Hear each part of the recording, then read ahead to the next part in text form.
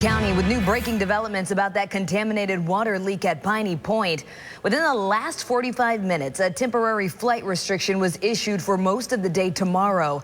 The FAA cites hazards in its release. This means no helicopters or drones can fly from 7 in the morning until 8 in the evening. We are working to find out more. And now there's new updates to evacuations.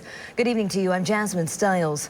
The county and sheriff's office do a 180. Officials moved 345 Manatee County jail inmates to an undisclosed secure location. This will free up some bed space for the remaining 700 inmates on the upper level of the Manatee County Jail. Officials have been holding those inmates on the upper floor of the jail in case the gypsum stack at the old phosphate mine collapses. They say worst case scenario, they don't expect more than a foot of water on jail property. Right now, it's just a partial breach as crews continue to pump that contaminated water out of the leaking retention pond, hoping to prevent a collapse. ABC Action News reporter McKenna King is live in Palmetto tonight. She talked with residents and business owners about how this is impacting them. Good evening, McKenna.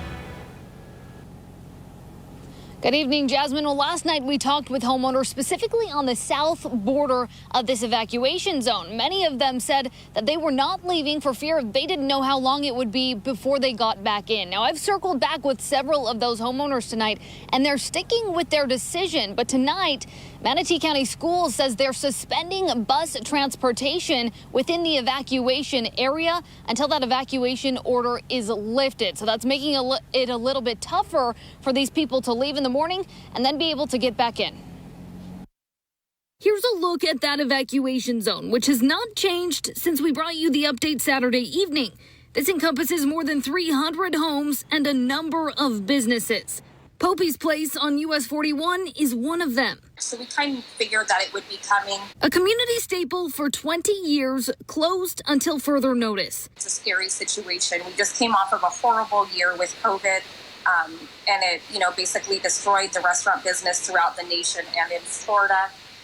Just when you kind of get things going again for something like this to turn the corner to, it's pretty disheartening being business owners. And just up the road, a homeowner who lives outside the evacuation zone but still can't get home. The officer that was patrolling the area would not let us through because he said he had orders of not letting us go through. And I said, well, wait a minute, but we're not in the zone. He says, well, my orders are not to let anybody in. Sonia and her husband have been staying with family for the last 24 hours, unsure how long they'll be there.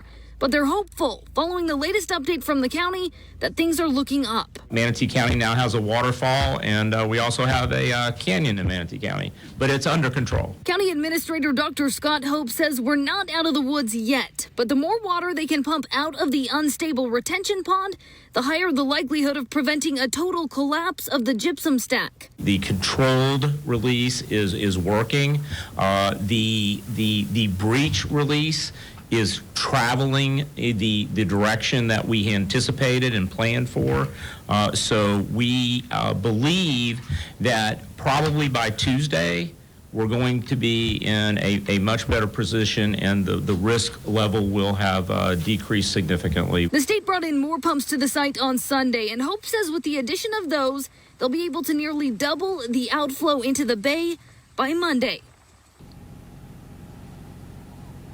Now, of course, people are wondering what happens if they are able to completely empty out this pond to prevent this from happening in the future. And Hope says what they plan to do is fill it with dirt and clay in order to fill that and then cap it in order to prevent this in the future. But he says that's a project that could cost hundreds of millions of dollars. Now, in terms of what they'll do with the water in the other two ponds, which is toxic water, that's still to be determined.